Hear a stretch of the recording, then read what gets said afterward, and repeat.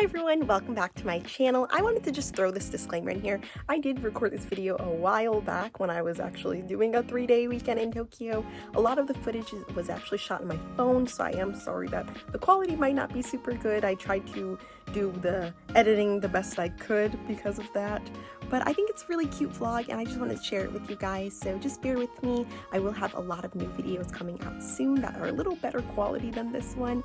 But let me know if you like this little Tokyo vlog. I have a couple more vlogs like this that I want to show you. And yeah, enjoy the little show. Bye! Hey everyone, welcome back to my vlog. So me and my friends are doing a 3-day weekend in Tokyo and I thought I'd share the experience with you.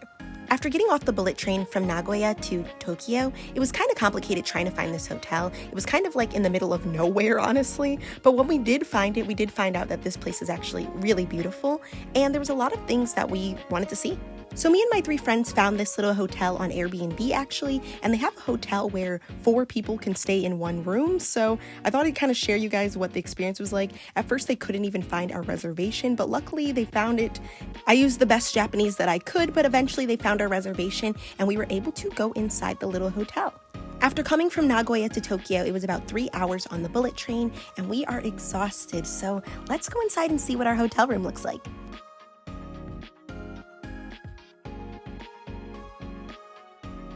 So just like you would any hotel, we got our little key cards and you can just tap the door to go right in. But we were really surprised to see that in this hotel room, they really had 4 beds right lined up next to each other. And they even gave us pajamas and slippers, which was super duper cute.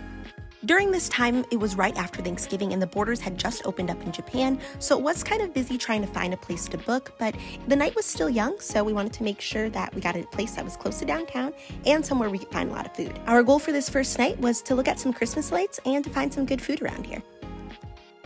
Hey guys, I didn't know if I was going to do a full vlog of this one, but we're in Tokyo and we're going to go look at some lights. Right near our hotel was this little self-serve food place. At this point, I honestly was just starving, so I got some tonkatsu over some rice, and it was actually very good. After we got some food in our bellies, we decided to get back on the JR line. This is getting closer to Osaka, just because we saw that there were some beautiful lights going down this way, and figured we'd take a look, maybe take some photos and whatnot.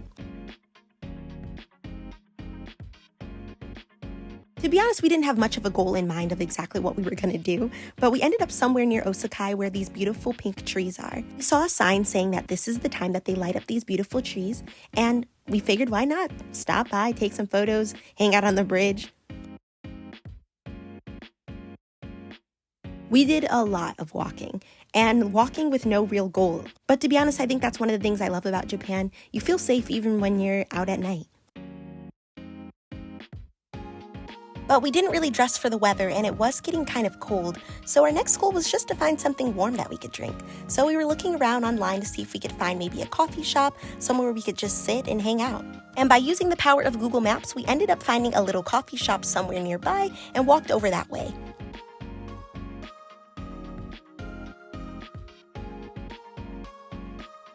Once we saw Don Quixote, we knew that we were getting close to somewhere. So we found this little tea and coffee shop and it was perfect. This place looked like it just walked out of something from LA, and it was gorgeous. And there was a soccer field right underneath, which was even stranger, but really cool because of where we were sitting. You could see the game right from where we were. I tried the caramel milk tea on the menu, and ooh, it tasted so good, especially because it was so cold. Nearby of where we were walking was this little indoor mall part, and a lot of things were closed, but I really just wanted to go to McDonald's because I saw they had holiday McFlurries, and it had pretzels and caramel in it, and I was like, okay, I gotta try this. This is what it looked like, and I just wonder, why don't we have these in America?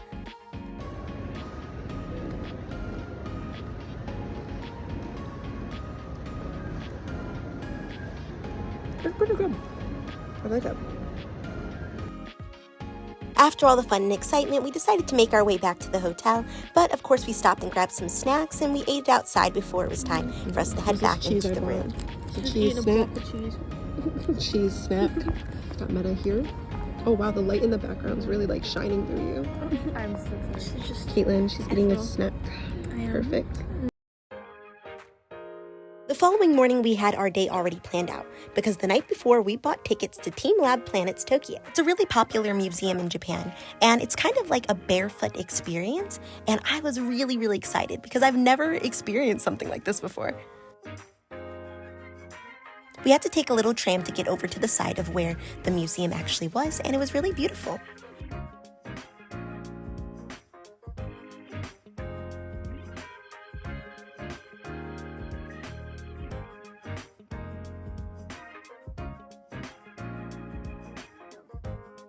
To our surprise, this place was crowded. There was tons and tons of people getting ready to go inside this museum. I've already done a short TikTok explaining kind of my experience, but I can show you guys in more detail of what exactly it was like.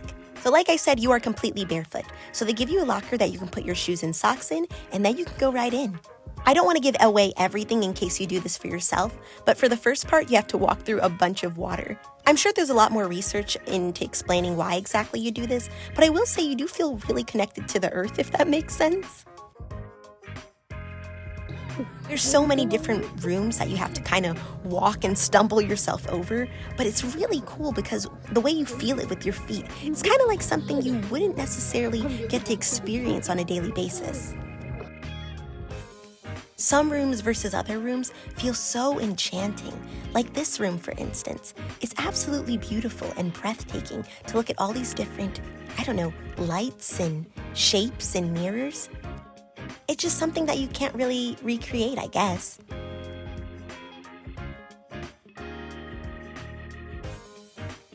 But if you're a person that likes pictures, this is definitely the place to get them.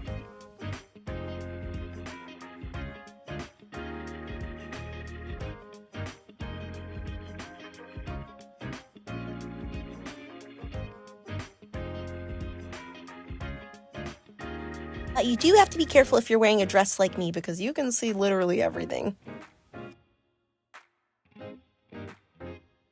But I do like the water just kind of rushing on you, especially things where you go uphill and downhill and the water just splashes on you. It's really strange. Even like this room, all water.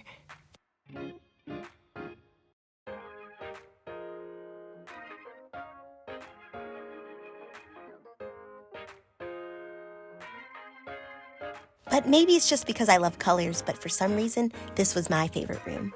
This room had a bunch of circles in it. They look like kind of giant beach balls, and trust me, when you stand up close to it, you feel really small. There were also mirrors everywhere, so you could see all the different changes of the colors right underneath you.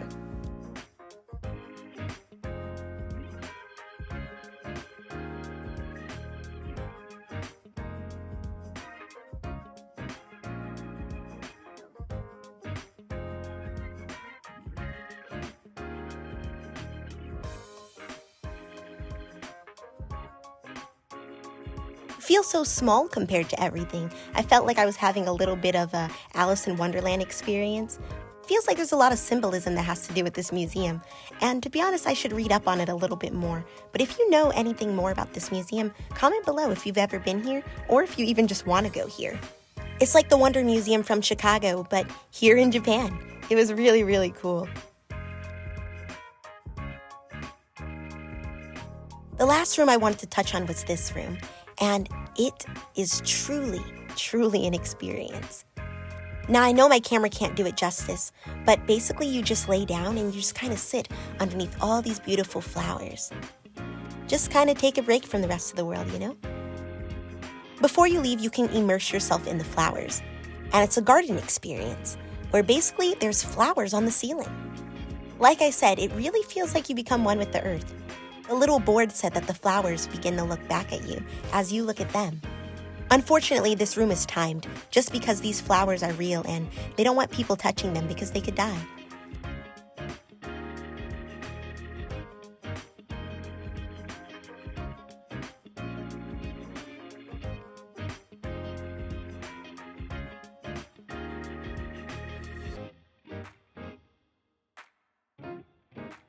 Right outside the museum is a little food shop, so we stopped and grabbed the vegan ramen, which was actually really, really good. After we had left the museum, we just decided to stop and kind of take in the views. I try to take every moment I can to kind of enjoy Japan, just because I know that this isn't my forever. Hopefully one day I'll be back.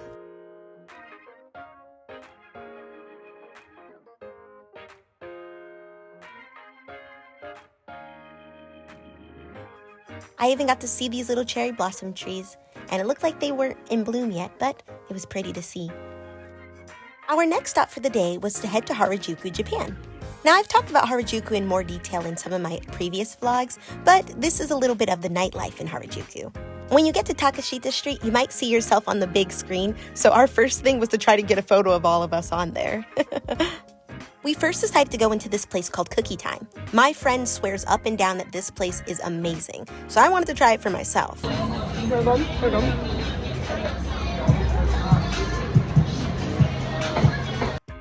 If you could tell from my underwhelming bite, to me it just tasted like a cookie with some marshmallow, and then I got some chocolate milk. I think I paid like $7 for this. You're really paying to keep the glass jar, and to be honest, I don't even think I have it anymore, but I guess the experience was nice. Now, I've never really experienced Harajuku at nighttime. In a previous vlog, which I can link down below, you could see more of my experience of what it was like during the day. But at night, it's a different crowd. There's tons and tons of people, and everything is open.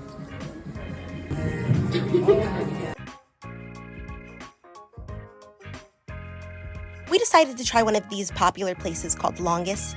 Basically, they unravel a potato and they put it on a skewer. So we decided to just share one because we had never tried it before, but it was pretty tasty. After that, we headed back to downtown Tokyo. We wanted to experience something a little more lively rather than just the fashion scene, and trust me, downtown Tokyo is where it's at. Again, we didn't really have too much of an idea of what we were going to do next while we were here, but we figured we'd at least walk around and see what's open.